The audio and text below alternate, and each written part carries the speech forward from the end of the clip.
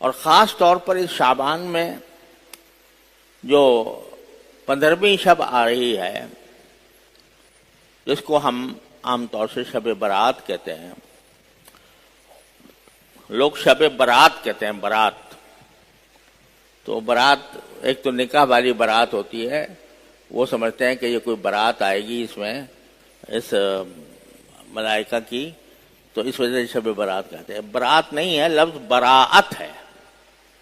شب براءت۔ براءت کے معنی ہوتے ہیں کسی جرم سے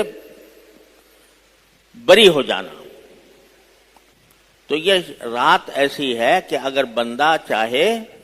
تو اپنے ساری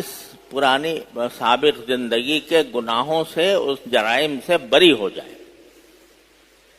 اس لیے کچھ شب برات کہتے ہیں۔ اور یہ 15ویں شب ہے اس شعبان کے مہینے کی، جو انشاءاللہ اس ہفتے میں بدھ کے دن آنے والی ہے۔ تو یہ رات بھی اپنی ایک اہم فضیلت رکھتی ہے۔ بعض لوگوں میں یہ مشہور ہے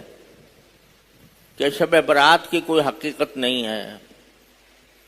اور شب برات کے کوئی خاص فضائل نہیں ہیں، لیکن یہ بات درست نہیں۔ شب برات کی فضیلت تقریباً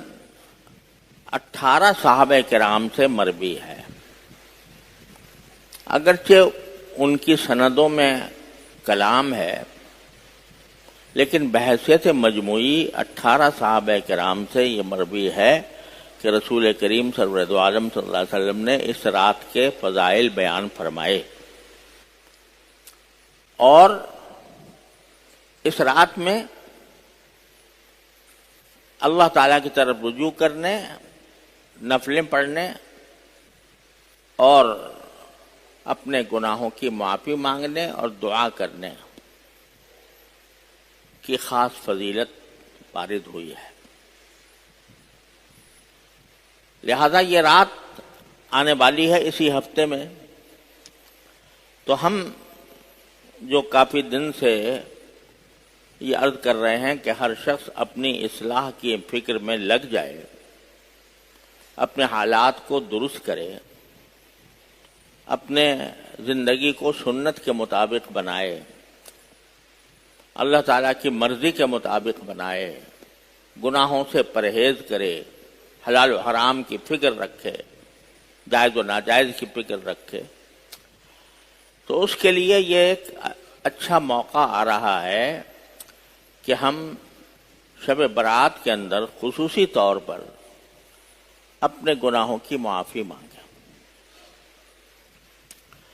اور صرف اپنے گناہوں کی نہیں بلکہ پوری امت کی طرف سے معافی مانگیں، کہ اس وقت ہم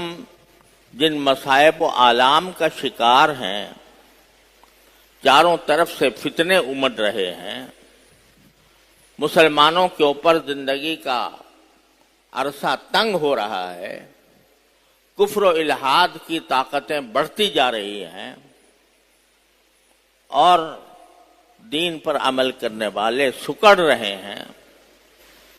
یا اللہ اپنے فضل و کرم سے اس حالت کو تبدیل فرما دیجیے اور ہمیں اپنی اصلاح کی فکر عطا فرمائیے۔ یہ دعا کرنی چاہیے۔